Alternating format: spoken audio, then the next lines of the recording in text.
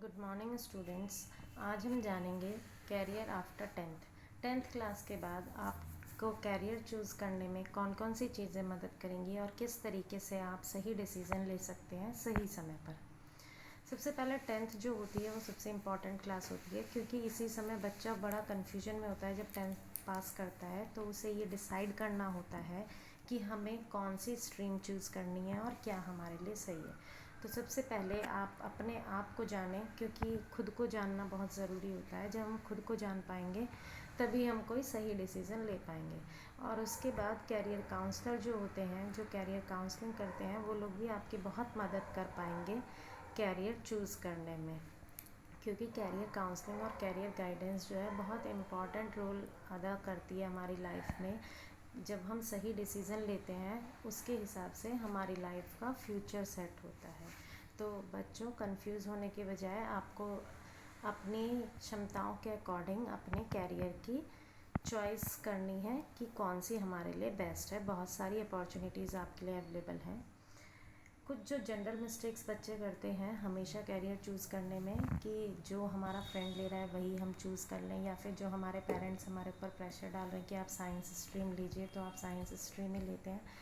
ऐसा नहीं करना है। या फिर लैक ऑफ नॉलेज, कई बार हमें ज्ञान ही नहीं होता है तो हमारे आसपास जो कुछ अवेलेबिलिटी होती है हम उसी के अकॉर्डिंग एडमिशन ले लेते हैं। तो आपको ये सब चीज़ें ध्यान में रखनी है, देखना है कि क्या हमारे लिए सही है और किस तरीके से हम चूज़ करें। अब जैसे कि अगर आप साइंस स्ट्रीम, कॉमर्स और आर्ट्स होती है टेंथ के बाद, ये तीन स्ट्रीम्स होती हैं, बच्चे इनमें से चूज़ करते हैं जो 11th-12th करते हैं। तो मेजॉरिटी अधिकतर बच्चे सोचते हैं कि हमें साइंस लेना है, लेकिन ऐसा नहीं है। आप लोगों को अपनी चॉइस देखनी है कि हमारा इंटरेस्ट किस में है। अपने इंटरेस्ट के अकॉर्डिंग आपको स्ट्रीम चॉइस करनी है।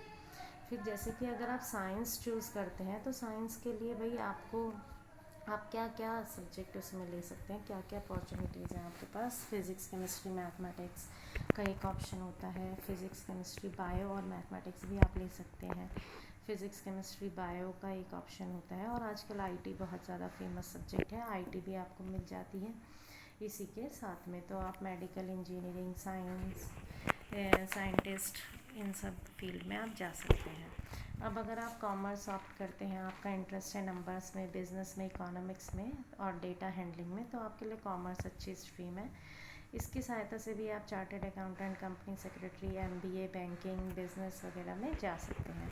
और अगर आप क्रिएटिव हैं, कुछ नया करना चाहते हैं, कुछ आपको हिस्ट्री में या अपने आसपास जो कुछ हो रहा है उसमें इंटरेस्ट है, तो आप अपने आप को बहुत अच्छे से एक्सप्रेस कर पाते हैं, कि भाषा को में आपका बहुत ज़्यादा इंटरेस्ट है, कुछ सोचने में, क्रिटिकल थिंकिंग। तो इस तरीके से अगर आपको लगता है कि आपके अंदर ये सारी क्वालिटीज़ हैं तो आपके लिए आर्ट्स भी बहुत अच्छा ऑप्शन है। इसमें भी बहुत सारी अपॉर्चुनिटीज़ होती हैं, journalism, psychology, designing, arts, translators और एडमिनिस्ट्रेटिव सर्विसेज में बहुत ज़्यादा योगदान होता है आर्ट्स का। तो आप इस फील्ड में आराम से जा सकते हैं। टेंथ के बाद आप 12th कर सकते हैं, पॉलिटेक्निक कर सकते हैं, आईटीआई कर सकते हैं और कुछ शॉर्ट टर्म कोर्सेज़ होते हैं जैसे कि टैली, डीटीपी, ग्राफिक्स, ये भी कर सकते हैं। तो सबसे पहले आपको आइडेंटिफाई करना है अपने कैरियर को कि हमें क्या करना है और क्या हमारे लिए सही है। तो आप सबसे पहले अपने आप को जानिए, आप अपने इंटरेस्ट को जानिए, काउंसलर की मदद लीजिए, टीचर्स की मदद लीजिए और उसके बाद आपको टेंथ के बाद क्या करना है ये डिसाइड करना है। लेकिन अल्टीमेटली डिसीज़न आपका खुद का होना चाहिए। अपनी अंतरात्मा की आवाज़ सुने और अपना इंटरेस्ट ध्यान में रखते हुए चूज़ करें कि कौन सी स्ट्रीम मेरे लिए बेस्ट है। अपने इंटरेस्ट को देखें, उसमें ये आपके लिए बहुत ज़्यादा मददगार साबित होगी और आपको फ्यूचर में कभी कोई दिक्कत नहीं आएगी, क्योंकि जब हम इंटरेस्ट का काम करते हैं तो वो हमें खुशी देता है। धन्यवाद।